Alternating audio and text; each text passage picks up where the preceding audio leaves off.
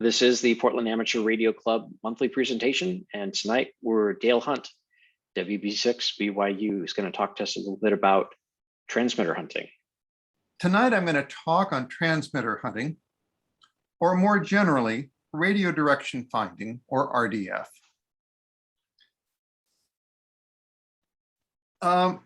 Basically, radio direction finding means observing a received signal in such a way that we can locate the source of it. This has several uses. For example, a downed aircraft or a boat in distress may activate an emergency radio beacon that can lead rescuers to it. We can track down sources of interference, such as a stuck microphone, or payload from a balloon or a rocket launch that otherwise might get lost. More commonly, we do it to have fun, and for recreation and as a competitive sport. And you know, those are really important reasons to do it, because it gives us an opportunity to perfect our skills and equipment so we are capable of using it for other purposes when needed. It takes practice to be good at it. And those who don't do it for fun rarely get enough experience. Now, why am I the one giving this talk to PARC for however many times it's been? When I was in high school, about 50 years ago, I got involved with a local club that had regular mobile transmitter hunts on 75 meters. That sparked my interest. Later, I spent 10 years in search and rescue, teaching ELT location, and got started in mobile hunts on 2 meters, including developing some of my own equipment designs. About 25 years ago at CPAC, some Canadians from the Friendship Amateur Radio Society organized an on-foot transmitter hunt through the streets of Seaside using the international style ARDF with multiple transmitters. After attending a couple more competitions, in 1999, we hosted the first ARDF championships for North and South America right here in Oregon, with a 2-meter course at Silver Falls State Park and an 80-meter course on Powell Butte. This introduced mobile transmitter hunters from around the country to this new style, and I've been involved in it ever since. Not that I'm a world-class athlete by any stretch of the imagination, but I have fun, and I want you to have fun too. So while there are other uses for transmitter hunting, mostly we do it for fun. That helps us to be good when we need it for other occasions. It doesn't require expensive equipment, although that is available. Many items, such as antennas, can be home built if needed. No license is required, since it only involves receiving. Well, at least until you want to start hiding transmitters on your own. But another important requirement is a sense of humor. That's because you likely will have plenty of opportunities to laugh at yourself in the course of your hunts. You might get led astray by reflections, or have your antenna fall apart in the middle of the road, or get snagged by a tree, or put the antenna on the mast backwards so all your bearings point the wrong way, or you get totally lost, or drenched in the rain, or stuck in the mud. It helps to be able to laugh at it, then learn from it. I have a lot of experience at that. Now, there are 3 basic principles of radio propagation that we apply for RDF. The first is that radio signals travel in a straight line until they bump into something. This is why we can take a bearing on a signal and follow it back to its source. Often, however, we don't have a direct path, and that makes things more interesting. Signals get weaker the further they travel, which also means the signal gets stronger as you get close. If the signal isn't strong enough, we likely aren't very close, even when our bearings seem to triangulate in a particular spot. And signals lose strength when they are reflected. Generally, bearings taken on stronger signals are likely to be more accurate.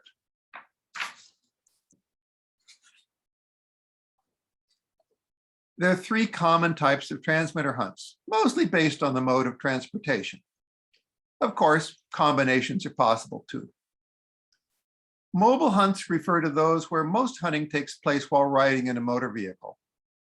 Yes, we've had hunters show up on a bicycle, but that isn't very convenient. The longest 2-meter mobile hunt that I know of started from Palos Verdes, California, near Los Angeles, with the transmitter on a mountain top near St. George in southwest Utah, a distance of around 400 miles, assuming one took the most direct route, which is rarely the case for a transmitter hunt through the mountains. On-foot hunts can range from a club picnic in the park to the international Ardf championships that have hundreds of competitors from 30 or more countries.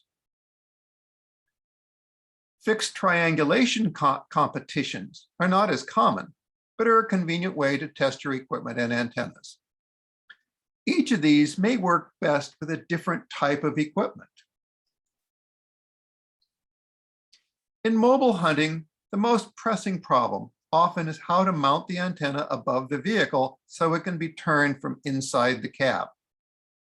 If you have a sunroof, this can be pretty simple. Here, I cut a board to wedge in the sunroof and drilled a hole through it to pass the mast and the coax cable. The bottom of the mast sat in a PVC socket between the two front seats. Of course, serious hunters just cut a hole in the roof of their vehicles for the mast to stick through. If you don't have a sunroof, here's a simple mounting method that attaches to the mast in the door while still allowing it to be opened. Create a wooden mount that fits in the armrest or map pocket on the passenger door, with a socket attached to hold the mast. The first two photos show examples. This one, the first one, is a good generic approach. I carved down a piece of 2x4 to fit the door handle and nailed a flat piece of plywood to the top of it. Then, with the window rolled down, I used a plumb bob to find the point that was directly under the top of the window frame and screwed a PVC pipe cap to hold the bottom of the mast. Actually, this is the pipe cap with a little bit of pipe attached to it to help hold it a little better. The second photo shows a simpler approach when the curve of the window frame was suitable to mount the PVC socket straight onto the piece of 2x4. The lower left photo shows a sleeve of PVC pipe to hold the mast to the top of the window frame. I secure it with a nylon strap, but a tie wrap would work as well. The top of the window curves inwards on many vehicles, so this lines up with the socket inside the car. The mast should stand upright when it passes through the sleeve with the base in the socket. Now, one important item is a directional indicator. And so up here, a screw or a bolt through the mast is a simple solution. As long as you have the right alignment, so you put the antenna on the top of the car to match the way the indicator points inside the car. Now, I put a broomstick inside the PVC mast for strength, and I secured it with a screw at the top and bottom that are exactly aligned. So now I know I have an indicator at the top of the mast that tells me where the pointer is at the bottom. In wet weather, the antenna operator will appreciate that the window can be rolled up at least part way, as you see down here in the right-hand photo. A sheet of plexiglass can be cut to cover the rest of the window.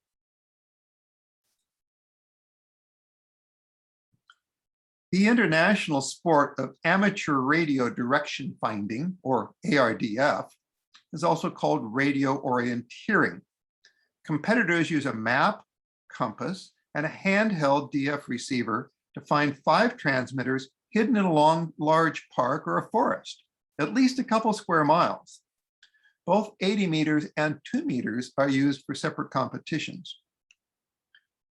Equipment is optimized for use while running. Yes, running. the winning time to find 5 transmitters on an 8 to 10 kilometer course may be around 45 minutes, often going cross-country through the forest. But not everyone runs. Some take a more relaxed approach. There are different age categories for men and women, so those of us older persons have shorter courses. The photo in the lower right down here shows the women age 60 plus medalists from our US championship, along with a daughter who ran in a different category, of course. There were complaints, however, that unlike the men's division, the women over 70 had to compete against those still in their 60s, which just didn't seem fair. But it's still available for all ages. So you can be casual, you can be serious. Note the serious runner on the right, who is a multiple-time world champion, has a map board attached to his arm. And what you don't see is, and maybe you can if you look carefully, there's a crayon taped to a finger on his right hand that permits him to mark bearings on the map while running without worrying about dropping the crayon, which happens if you're not careful. And his team also practices drawing bearings freehand, so they don't need a protractor to plot their things on the map. But the most important thing, of course, is to have fun.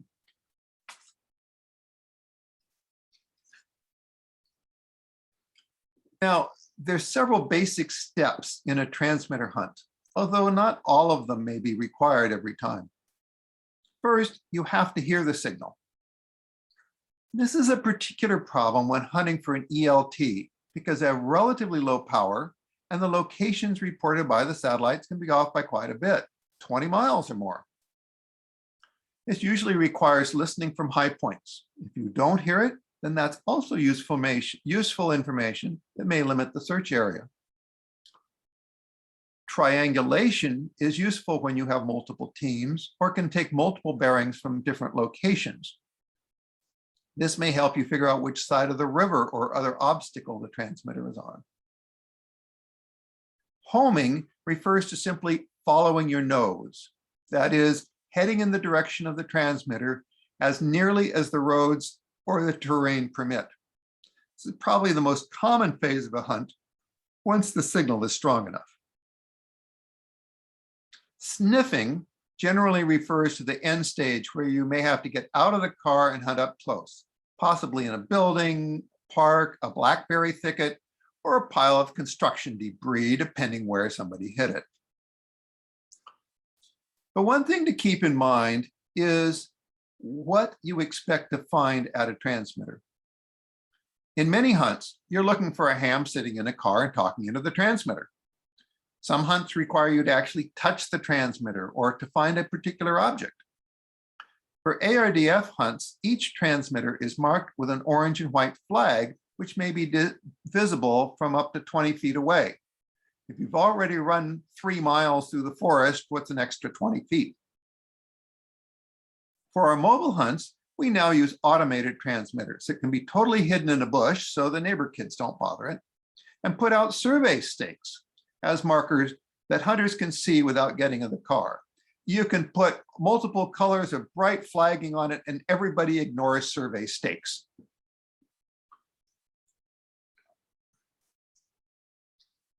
We don't really need a lot of equipment to hunt transmitters, although some of us have accumulated quite a bit over the years.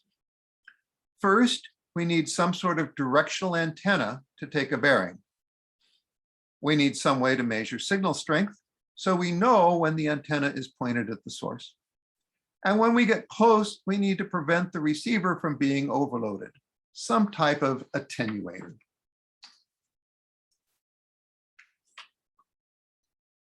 The most common directional antennas that hams use are Yagis and quads, although there are others. They don't need to be designed specifically for transmitter hunts. You can use them for other ham activities as well. For vertically polarized signals, a Yagi sticks up higher above the roof of my car than a quad and is more likely to hit a tree branches. Quads are three-dimensional, so a bit more awkward, especially when you try to carry them in a car, but they're cheap and easy to make, and either type can work well. At HF, a three-element Yagi is less convenient, especially for use in the woods on 80 meters. So small loops are usually used instead, either air cored or wound on a ferrite rod. There are other options, but these are the most common. Here's a simple sample Yagi built using measuring tape for the elements. So they bend when they hit something, then snap back into place. This is great for hunting in the bushes or getting in and out of the car, but it's too floppy to stick out the window when driving down the road. Note the receiver attached to the boom. This is a common configuration for Ardf. Building antennas for UHF allows more elements and a sharper pattern on the same length boom. Note that the coax runs off the back of the boom to keep it from disturbing the pattern when the antenna is used for vertical polarization. A moxon is a version of a two-element Yagi with the ends folded back towards each other. The forward lobe is a bit broad when vertically polarized, but they work quite well for horizontal polarization and have a deep rear null. They're particularly good for those with shorter arms.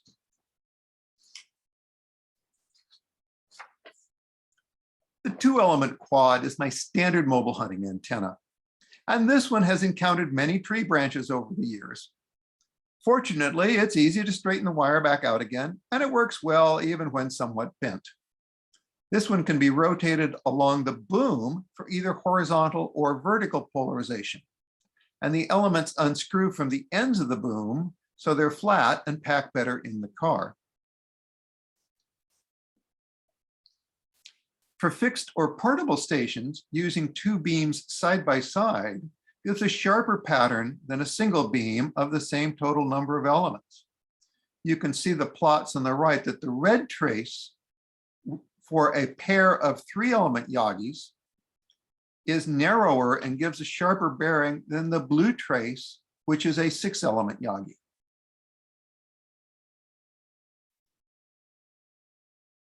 The 80-meter receiver on the left has a built-in loop antenna and is more or less typical of many units used in 80-meter Ardf competitions. The loop on the right is tunable from 40 meters through 15 meters and comes in handy for sniffing out interference sources. Now, one important thing is to know how to use your antenna. Generally, there are two methods: rotating it for a null or minimum signal, or rotating it for maximum signal. Mathematically, a null can be sharper than a peak and is often used when accuracy is important. But nulls can get filled in by reflections, and they can shift with frequency and may be difficult to distinguish on a very weak signal. If you loan out your equipment or have someone ride along with you to operate the antenna, make sure they know which to use. Otherwise, you might end up in some interesting places.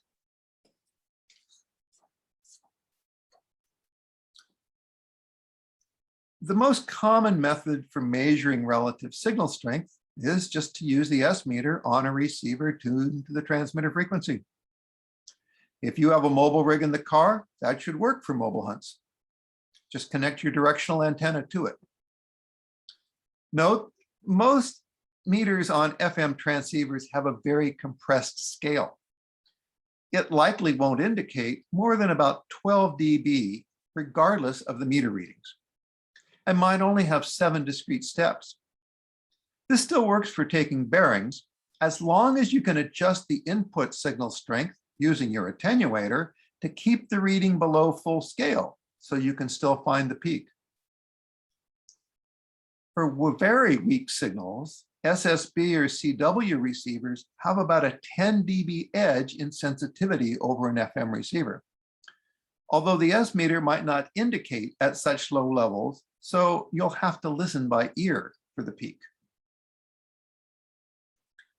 If you have a receiver that tunes to a harmonic of the transmitter frequencies, you can use it when you get close, along with an appropriate antenna, to get a sharper bearing and reduce receiver overload, assuming the receiver has sufficient filtering.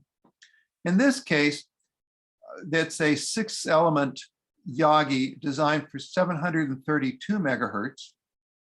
And we use it on the 5th harmonic of 2 meters and the 6th harmonic of ELTs that operate on 121.5 megahertz. And so this, in a very short beam, gives you 6 elements, the directivity of a 6-element Yagi, without being very large. Now, when you get serious about transmitter hunting, you might consider a specialized receiver, like the VK3YNG sniffer, also known as the blue box. This is designed specifically for transmitter hunting with 6 programmable memories, automatic attenuation steps, and an audio S-meter that the Aussies call whoopee mode, that permits taking bearings with one hand while keeping your eyes on where you're stepping in the forest.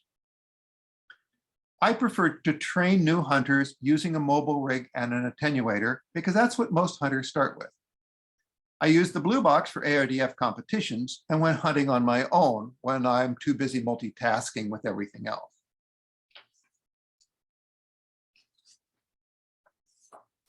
When you get close to the source, the signal gets stronger, and eventually your S-meter may read full scale regardless of the direction that the antenna is pointed, or even if you unplug the antenna cable from the radio. Then you need an attenuator inserted in the coax between the antenna and the radio to reduce the signal strength. A common type uses switches and resistors, as shown in the photo. These are typically good to about 60 dB of attenuation before the signal picked up through the case of the radio becomes the limiting factor. Flipping multiple switches to set the level isn't always convenient, especially in the dark when you can't read the labels on them. The active or offset attenuator in the bottom of the photo was designed to get around this problem. The received signal is converted to a different frequency, so direct feed through is less of a problem. However, some of the newer cheap radios don't have enough front end filtering and can still be overloaded by the fundamental signal. Nevertheless, these are simple and inexpensive to build and often make the difference in being able to get close enough to find the transmitter. We'll talk about the waveguide beyond cutoff attenuator shortly. So for hunting on foot, such as ARDF, it's more ergonomic to mount the receiver on the antenna with a wide range, with an RF gain control, which is a wide range attenuator that can be operated with one finger of the hand holding the antenna. Such a control can be added to many existing receivers for the technically inclined. Here are some examples of some 2-meter DF receivers for ARDF. On the far left here is the Russian Altai 3-element. To the right of that, with the green case and blue elements, is a current production Chinese receiver. And the blue elements are heat shrink tubing over tape measure sections for flexibility. To the right of that is a VK3YNG blue box mounted on a 3-element Yagi made by sticking bare wires through a piece of wood. You know, actually, that works quite well. My wife tested all of my antennas and said this one gave the best bearings. So that's what she uses in competitions. And just in the photo at the far right is an older Altai receiver with a 2-element phased antenna.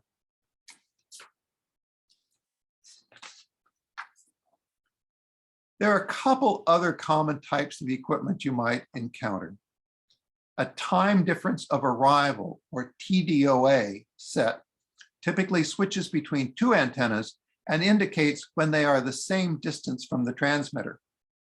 Simple types rely on the operator to rotate the unit to null out a tone, but better units include a left-right indicator that makes them much easier to use. Either type can be confused by reflections.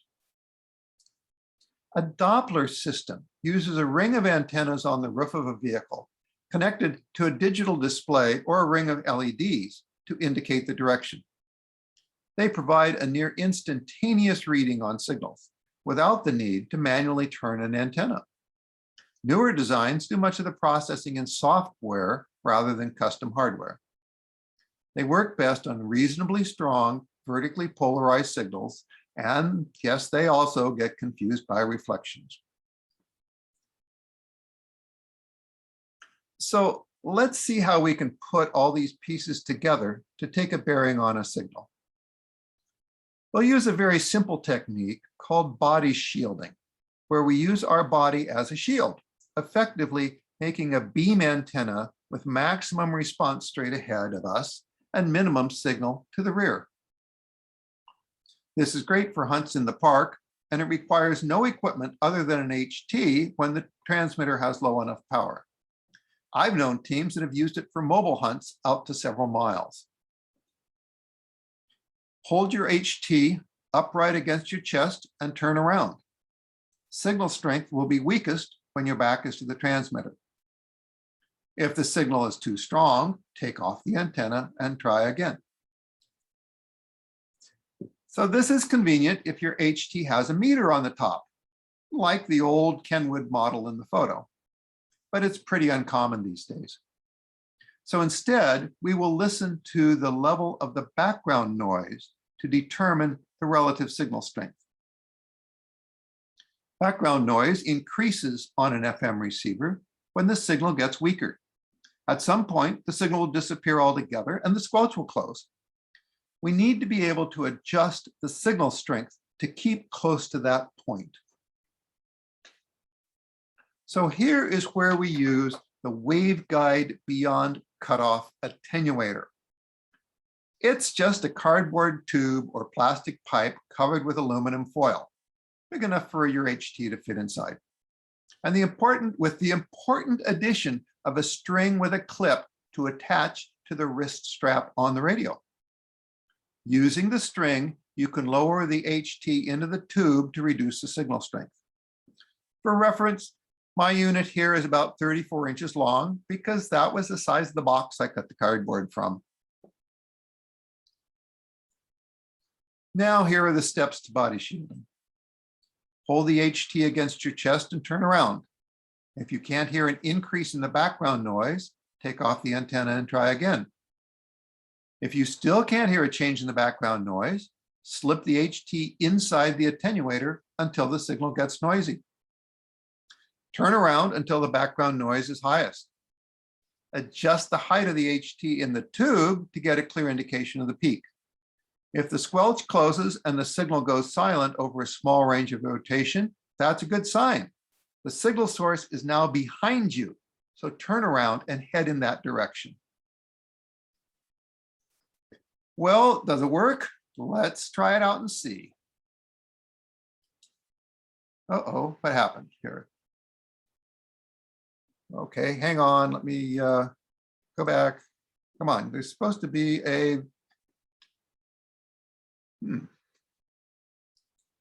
there we go.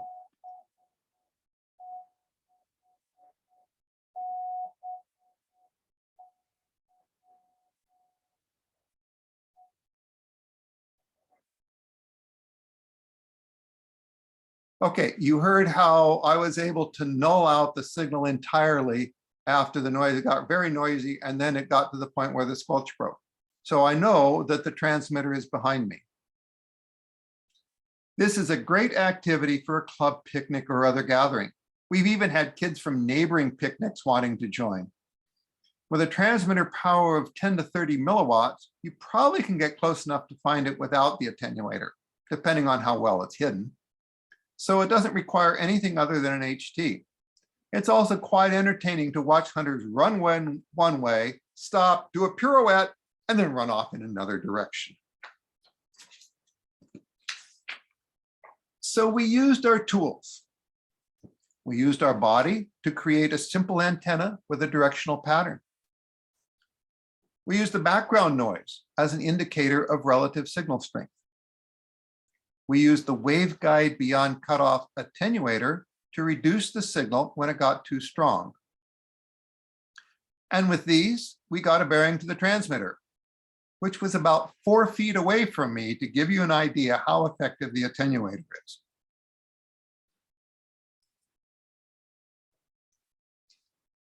Following clues is one of the most important things to learn about transmitter hunting.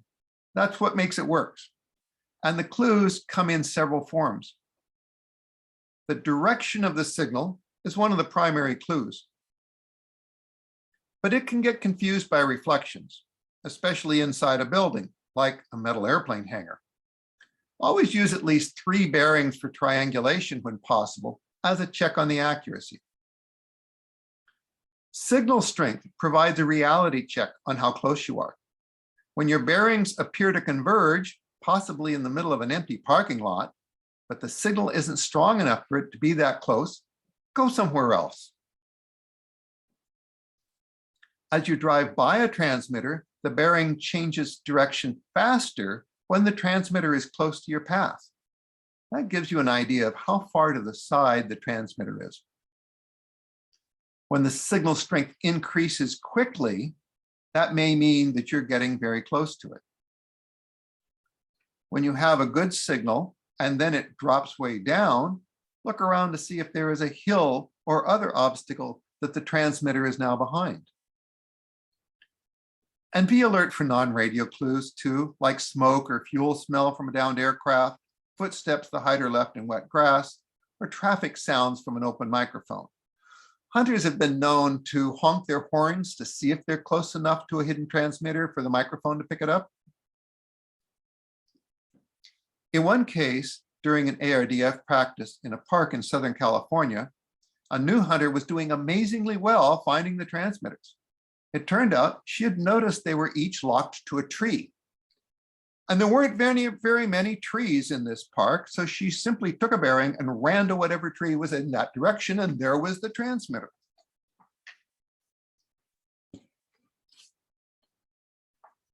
So when you're taking bearings, height is good, particularly at VHF and UHF. Height makes a huge difference. I make use of freeway overpasses when available, but even a slight rise in the road that you might not otherwise notice can be an asset. On foot, holding the antenna over your head may point you in a different direction than holding it at chest height, although the latter is more comfortable once you're headed in the right direction. Try to find a spot away from buildings or large metal objects that will act as reflectors. In a city, you might get the best results stopped at a traffic light at an intersection rather than in the middle of the block. On HF, fence wires and utility lines can affect your bearings even when they're buried. When in doubt, try a different location. If moving a foot or two changes the bearing, take several more to try and find which is the strongest and a more consistent direction. And if you have trouble getting conflicting results, go somewhere else and try again. That's one of my rules. Remember, use the signal strength as a reality check.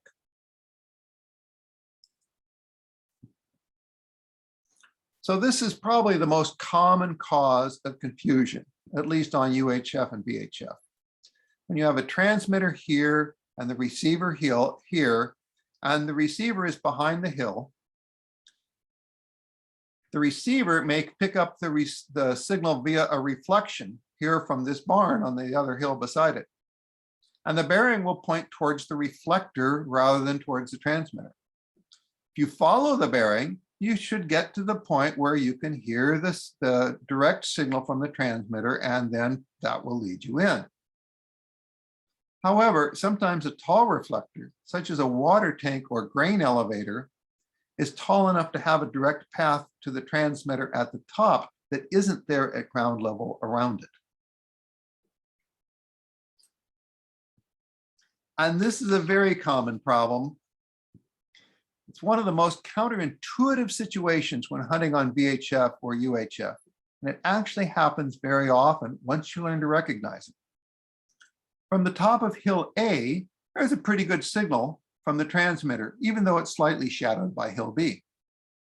But as you drive through the valley between the two hills, the signal gets weaker and weaker as you get more in the shadow of hill B. Normally, you would expect it to get stronger, but now it's getting weaker as you drive towards it. Finally, the blockage is bad enough that you get no direct signal over hill B, and the only signal is actually a reflection from hill A, which is behind you, as shown at the red arrow. So in this case, if you're looking at just direction, that's your only clue. You might think you just passed the transmitter. If you pay attention to the signal strength and the terrain and can recognize the situation, you can continue to the top of hill B, where the signal will be much stronger and you have a direct bearing to the transmitter. But at that critical spot, you need to recognize that the reverse bearing is false and persevere in following your original bearing. The obstacles need not be actual hills. The first time I worked out what was going on, these were 2 rows of stores on either side of a parking lot in a shopping center about 100 yards apart. And sure enough, if I drove to one side, it pointed to the other side. And if I drove to that side, it pointed back to the first side. And the parking lot between was obviously empty. Now, if you want to host a transmitter hunts on a regular basis, it does take some planning and organization to have them be successful in the long term. Remember that even simple hunts can turn out to be much more difficult than the hider expected. When hiders get too competitive, like hiding the transmitter inside a fake rock or log, or on a city bus or an aircraft in flight, or even embedded in the concrete center divider of a freeway, then beginners won't stick with it until they get good enough to find the transmitter. On the other hand, experienced hunters will get bored if the hunts are too easy. Rather than putting out a single transmitter and trying to satisfy everyone, our current approach has been to put out multiple transmitters of different levels of difficulty. Beginners should at least be able to find the easiest one, and if they do well, look for the next one. Experienced teams have several to try to find in the allotted time and may need to determine the optimum sequence to get there fast enough. Something for everyone. When hunters don't have a good attenuator, running high power can leave them unable to take a bearing at some distance from the transmitter. I've seen this happen at least half a mile away. That leaves them frustrated. Of course, not being able to hear the transmitter at all has a similar effect. My standard 2-meter hidden transmitter used an old HT at about 1/4 watt output. The low power also reduces transmitter heating and battery drain when the transmitter might have to run for several hours. I've heard these 10 to 20 miles away with a reasonable antenna. I often use a roll-up J-pole or similar antenna about 15 feet up in a tree. Also, set some realistic expectations about the hunt area and an appropriate time limit given the maximum possible distance so hunters can plan for it. Along with limit the hunting area, respect private property that isn't open to the public and consider unsafe areas off limits as well. Hiding a transmitter too close to a prison or a military installation might subject the hunters to some unwanted attention. Most important, each hunt should be a competition among the hunters, not between the hider and the hunters. Sure, there may be occasions to provide some learning opportunities to the hunt teams, but the point is to make a fun hunt, not a frustrating, unsuccessful one. So what did we learn? Transmitter hunting is fun, and the skills it develops can be used for other things. It doesn't require elaborate or expensive equipment. While that's an option for those who are serious, just having fancy equipment does not guarantee success. Equipment can be modified or built at home to meet specific needs. And transmitter hunting is a skill that requires practice in paying attention to the clues.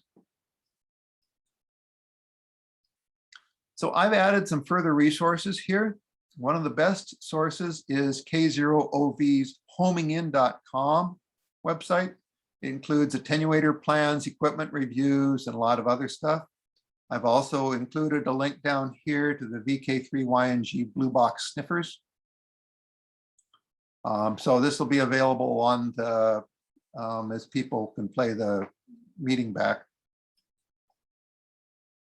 Here's my email if you want further information or details. And I have directions for the 2-element quad and the wooden wire Yagi up on my practicalantennas.com website in the radio direction finding section. I'll be adding more antennas as I get a chance, or more articles, I'm sorry. Okay, any questions? Dale, thanks. This is great. Now, I don't know if Max actually mentioned this, but one of our goals as a club is to actually try to do a simple hunt. So, you've given some good information here, but I'll just sort of throw this out for an initial hunt. What do you think? Either like on foot in a park or a space like that? Would that be a good one to start with? I think probably on foot in a park is good. It doesn't take as much equipment.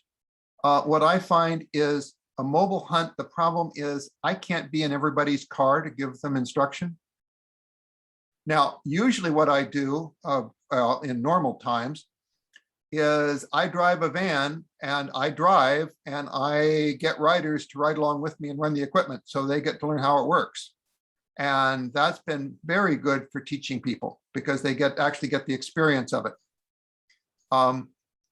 But for actually trying to teach a group, being able to have them do it on foot through a park, then I've been able to actually walk over and talk to these people and, oh, well, these folks over here seem to have a problem, so I can go over and give them some advice.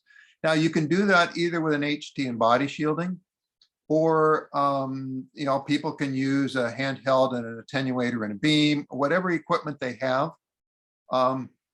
It also means you don't have to get your car set up, which can be a major effort. And it's fairly easy to loan out equipment without having to get all the pieces together. So I think that's a good way to get started. And one of the things we've been doing, we have somewhat regular hunts in the Hillsborough, Salem area, is we've tried to pick a starting point where there's room for people to hunt on foot if they want to find the first one to get a practice. Sometimes, just finding the first one with body shielding or with a beam, it's like you can learn more that way, or it's easier to talk and you're not worried about traffic. There's a whole lot of other things you don't have to focus on. And so that's a good way to start, and people can kind of build it from there. But you also need some mentors then to help people see what they're doing and give them advice and kind of point them in the right direction. Okay, yeah. Well, maybe we can talk further. I know Max and I have kind of bandied that about, as something we think this could really be a fun activity for the club, and keeping it simple for starters. Yeah. Like you said. I did offer Max the loan of equipment and things like that, if you want to set something up. Yeah. Thank you very much, Dale. I think we'll probably set something up in the next couple of weeks. It'll definitely be outdoors, and we'll have to kind of social distance, but probably something like you said, like in a park at first, so that people can get a handle on the process of actually doing the fox hunt before they combine that with driving. Yeah, I don't drive and I don't do both at the same time. Well, sometimes I'm trying to teach people, but when I go out in the car, usually with somebody, I drive and they run the equipment, and we park and I explain things to them. But that way I'm paying attention to driving and focus just on that. That's the safest way. Besides, the more people you have in the car, the more fun you have. Yeah, Yes. I would think for starters, just kind of doing it on foot, getting everybody comfortable with that a few times before we try to expand it. Any other question? I don't know if you heard me before the meeting started. There seemed to be an interesting article in maybe it was July QST about a field strength meter for fox hunting. Have you had a chance to look at that? I don't remember seeing that one, or if I did, it didn't impress myself in my mind anyway. Depending what equipment you're using, sometimes you need something like that at the very end of a hunt. But that depends a lot on the circumstances. My equipment that I use I can get close enough with a good attenuator. But if you don't have a good attenuator, or you have an HT that just kind of melts when the signal gets it all strong, then you might need some other tools. There's lots of different kinds of things that can be built for it. Yeah, I was thinking that perhaps some of the like the Baofeng handhelds might not be the most useful for beginning hunts. Have you had any thoughts on that? There is an issue. There have been reports that some of the Baofengs don't work well with the active attenuators, because with the active attenuator, like a typical one will shift the frequency by 4 megahertz. Well, if you had an old, some of the older HT, you can shift it more, but some of the older HTs that had a tuned front end, you got a lot of attenuation if you were 4 megahertz off frequency. But for the wideband stuff that has very little front end filtering, because you want to use it as a wideband receiver, you may have virtually no attenuation at 4 megahertz off frequency. And so that's where the problem comes in. I haven't actually used one, but I know that there are reports of problems, and I think there's some ways to try and get around that. But I haven't actually tried to address them very much. That's one of the reasons I recommend starting with low power transmitters. It reduces those problems. Okay, thank you. Yeah, Dale, question? Yeah.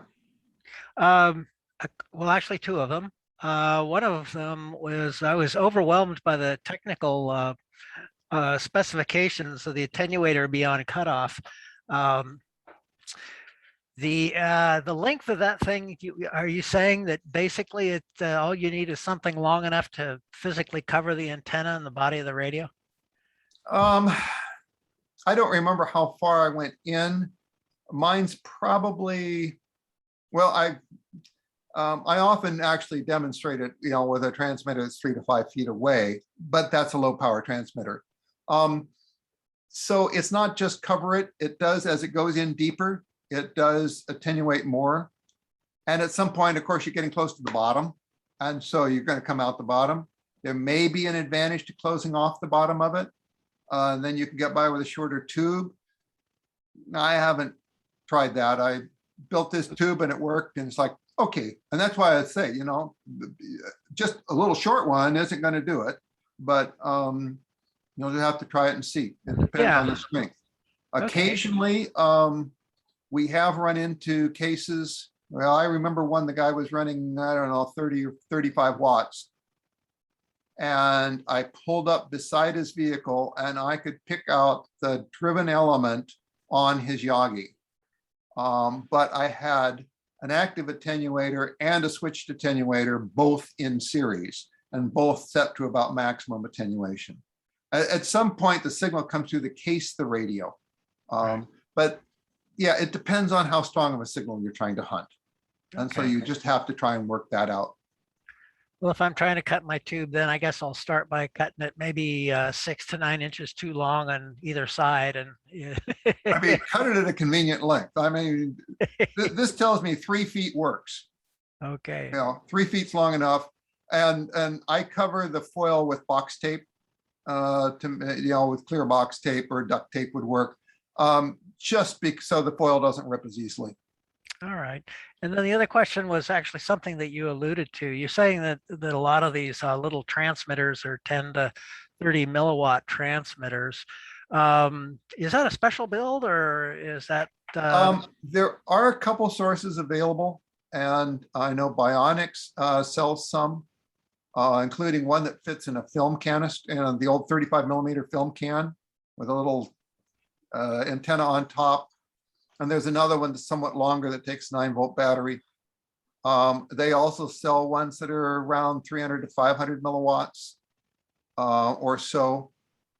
There's another source that I don't remember offhand. Anyway, there are a couple sources, and I've also gotten by. I took an old HT. I mean, I use a bunch of ICOM 2As because they're cheap and they're easy to program. You just turn the thumb wheels to the desired frequency. And there you go. There's the Microfox. There you go. Yeah. And so this is Bionics. And so they have the 15 and then the Piccon down. I'm trying to scroll back the screen, but you see at the bottom there, the one in the case, that runs 300 milliwatts or so, depending on what kind of batteries you have it. And it'll run 20 hours. And then the Microfox at the very bottom is the same thing. But it uses a little lithium battery in there. And so it says might go about 5 hours at a half duty cycle. But yeah, they run, like I say, those run 300 to 500 milliwatts. I have a set of these that I use for hunts now. I used to have, big old ammo cans with a big battery and a gel cell and a HT. Well, that all works too. But I have taken a 2AT and just reduced the battery voltage in about 5 volts or so, and I got it down to 30 milliwatts. Great, great, perfect. Thank you. Great presentation. Thank you. Jill, is there a standard for like when you're doing fox hunting for fun, for example, on 2 meters, 440 or HF, is there a standard polarization? Like, is it vertical for VHF, horizontal for HF? For mobile hunts, we generally use vertical polarization just because that's what everybody's got. Doesn't matter, you can use horizontal as well. For ARDF, the on-foot competitions, they all use horizontal polarization. Now, the main reason is because a 3-element Yagi has a sharper pattern for horizontal polarization than for vertical polarization. I've also heard that reflections from tree trunks are less of a problem when you're in the forest. But that's the standard. So sometimes you're horizontal, sometimes you're vertical, and sometimes you don't know which is which. And so you just rotate the antenna to see what's strongest. Actually, that's one of the techniques when if you know that it's horizontal and you rotate the antenna and now it seems like it's more vertical, that probably tells you you're on a reflection.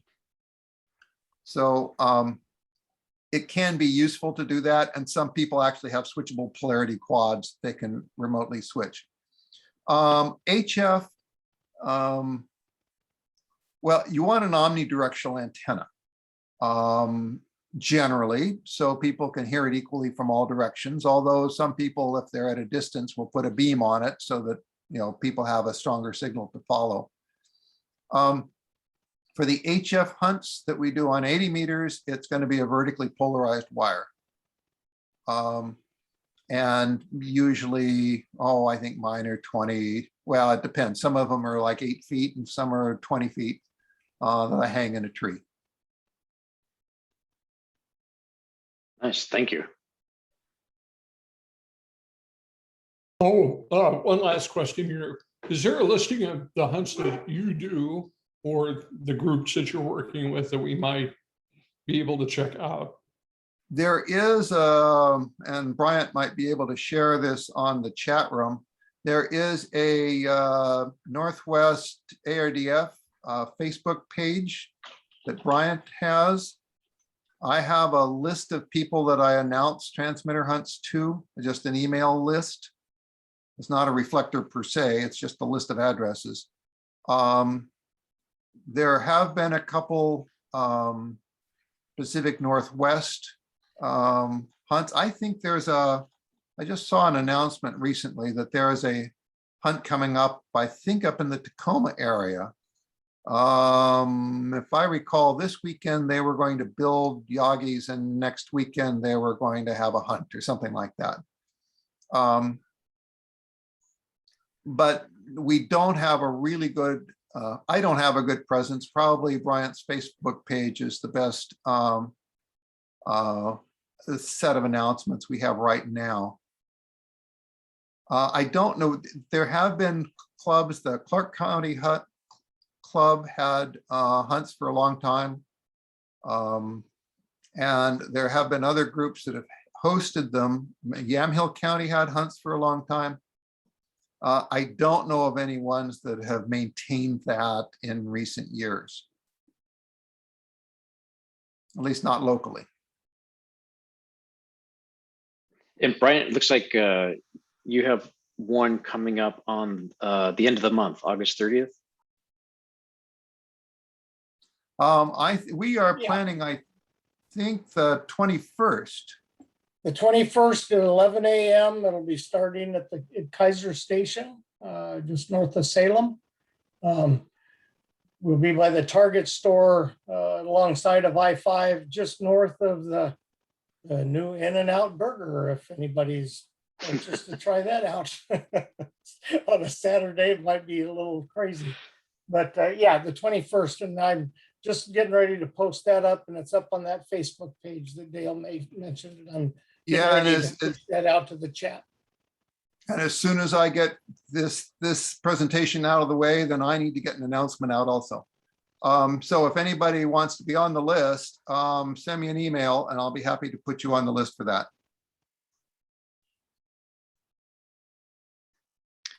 I had a question. This is Nick, KI7PTT. Hi, Nick. Hey, thanks for the great presentation. I was wondering if you had any consulting experience or direct experience working with tracking animals that have transponders placed on them. I almost did. Comment on any differences on a moving target versus a stationary one. Thank you.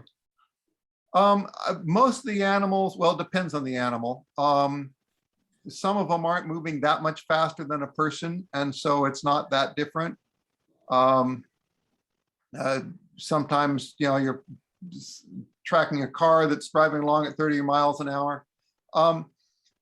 There have been, in fact, on the Homing In webpage, he has a whole section on tracking animals. There was a lot of work with the burrowing owls at one point.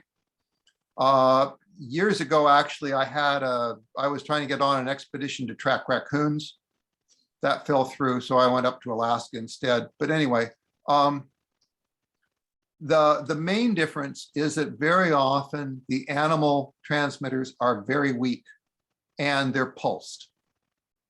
And so, in fact, it's the same kinds of transmitters that are used on, oh, now it slips my mind, but there's a program that puts wrist straps on Alzheimer's patients that are likely to walk off.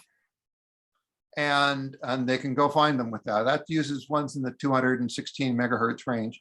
I know the 216 range is used for tracking. I guess I do have some experience. My brother-in-law is a falconer and uses those on his birds, and I built an antenna for him that gave him longer distance than the one that he had. So, but it's a very weak signal. And so you can't just take a bearing on it in the normal manner. You have to take a bearing, you know, kind of listen, okay, did it get stronger from the last time to this time? There are some receivers have a hold feature so that it will, when it picks up a pulse, it will kind of hold that level. And then you can see if the next pulse goes up or down from that, instead of trying to remember that. That's a useful feature. And otherwise, you just kind of sometimes have to say, well, if I go this far to the right and that far to the left, that's where the signal disappears. And so I'm going to split the difference and assume it's in the middle. So it's a little bit different if you're dealing with the like pulsed 1 second pulses or whatever. It takes a little bit different technique, but the basic principles remain the same. Thank you.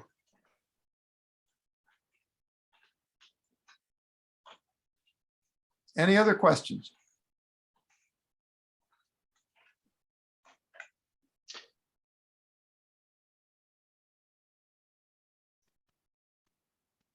I don't know if we've got any questions in the chat or not. No, we've got So no discussion. questions.